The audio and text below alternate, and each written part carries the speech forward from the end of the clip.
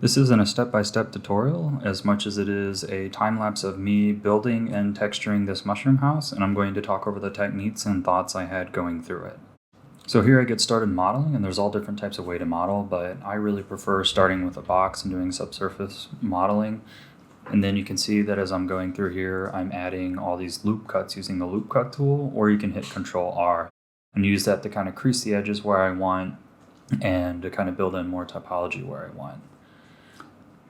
And here I'm just kind of extruding the top and then using loop cuts to bring that down so I can create that mushroom shape.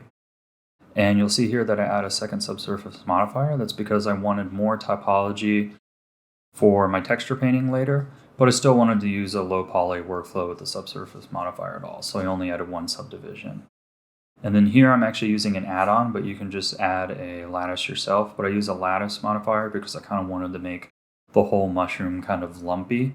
And the reason I used a lattice modifier is because I'm going to add some other features and I wanted them to be distorted as well. So I'm just going to open up the model and add things like the door and the window.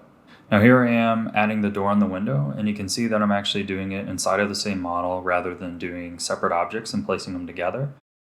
Here I'm kind of taking the faces and removing them and then using a grid fill to kind of fill that back out so I don't get that weird warp with the subsurface.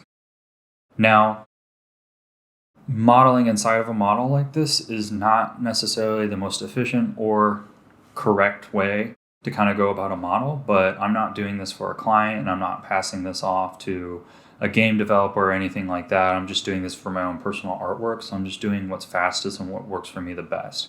Now the reason I'm putting everything inside of that model is because I want it to deform with the fit lattice modifier, and it's easier to make just a normal door than it is to make this kind of lopsided door. So I just made that round shape with the bevel and the square, and then I just let the lattice modifier kind of warp everything else to match the mushroom for me.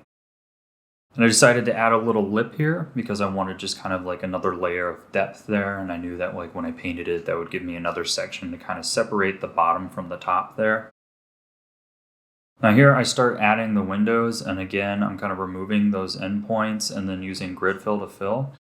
Now that's a great way if you ever do subsurface modifier and you see those little triangle fans and you get those kind of weird creases.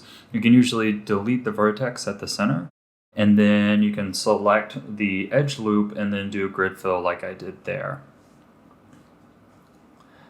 Now, a lot of these modeling techniques and things I'm doing, like how I'm just kind of snapping these crossbars in here and things, there are much cleaner ways to model. But right now, like I said, since it's for a personal project and it's just an Instagram post, I'm not passing the assets off to anybody. The goal is speed, not so much optimization for games or cinema or anything like that.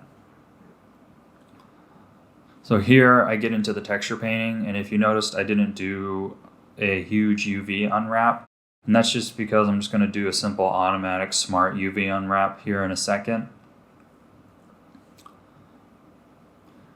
Here I have a little reference image. Now I pulled this from Pikmin. I'm a big Nintendo fan, and when I was doing this mushroom house, I kind of had the little red mushrooms from that game stuck in my head, and I pulled it open, and you can pull it open in a little image editor window like that, and you'll see me kind of do it periodically as I'm texture painting here.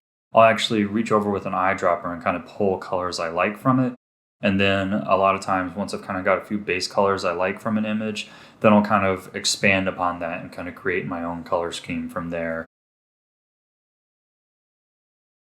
Here I'm adding a lot of grunge, and if you notice, I'm trying to add grunges and drips and things around the edges because that's where that kind of dirt and stuff's going to build up. And here I'm playing with colors, so the mushroom from Pikmin looks fantastic. Nintendo's are incredible artists, but I wanted to add my own flair, of course. So what I did is after kind of choosing that base yellow color I liked from them and that base dirty brown, I wanted to add some more color into it. So what I did is I took some dark reds and some dark purples, and then I kind of have the mix mode set to a lighter strength, and I'm just kind of mixing those purples and reds in there. I once had a great art teacher who told me that there's no true black in nature. So what he meant by that is that anytime we wanted to add dark colors, we should mix other colors. So rather than just grabbing full black and painting black, we would grab purples and browns and mix them in, and you would get a much richer dark tone from that.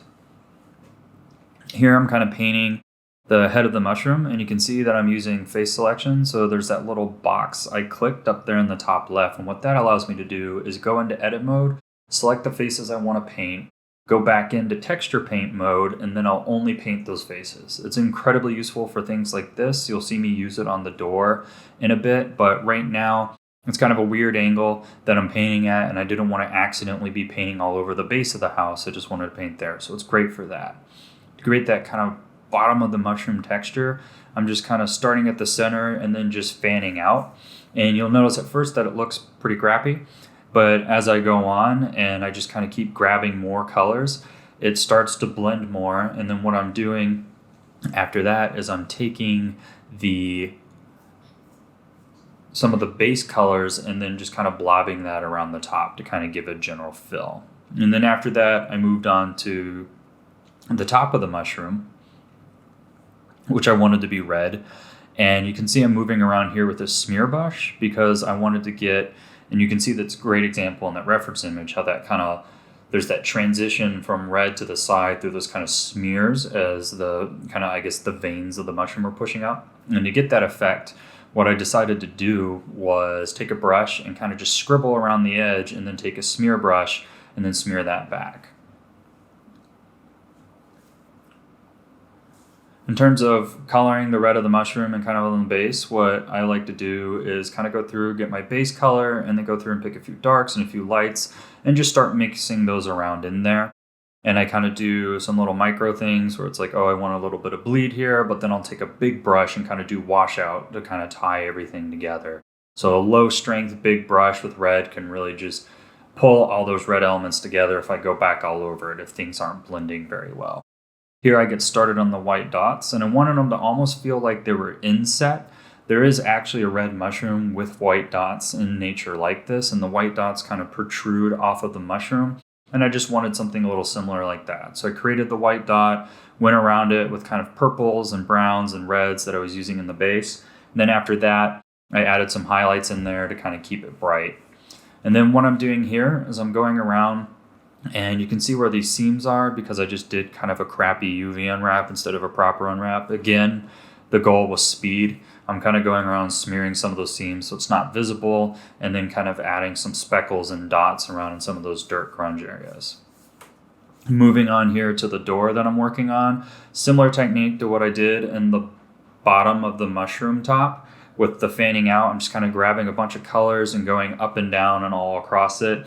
And you can see that as I go here, it starts to fill in. I'm kind of varying the brush width, I'm varying the colors, kind of all in that tone. Here I add a few cracks, and then you can see I'm highlighting the edges. So if you do a dark little crack like that, and then you put like a little highlight around the edge, it really helps sell depth, especially when you're looking at it far away. So moving on to the knob here, I need to do a tiny bit more of a metallic shader, but I really don't want to break the rest of what I have going on. Also, I'm planning on adding my clay shader to this, so it's not like it's going to look like extra metal anyway. So you can see I'm trying to paint some highlights here, and I'm actually having some issues now with my crappy UVs that I did where some colors are kind of appearing elsewhere where they shouldn't, so I'm just kind of smearing those around. Now moving on to the windows, I was going to do the same thing with the wood, and what I did to make it easier to paint is I created these vertex groups and then saved them as like window frames over there on the right, and then I'm able to click select and select the window frame and then use the face selection technique I told you about earlier. And then that way I can just kind of focus on painting the wood and everything like that. I was doing that and I didn't really like the way it looked. I felt like I couldn't really see the edges very well, so I actually just decided to paint over and then do two textures. I was getting a lot of bleed from using bad UV unwrapping, so I just created a window texture and then a window pane texture and then kind of cut those together. And here on the window, I'm just painting in some highlights and some dots. Then I kind of rotated around and decided just to copy it to the other location.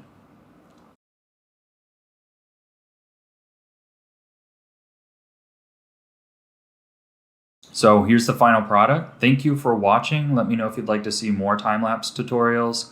And let me know what else you'd like to see in the comments below.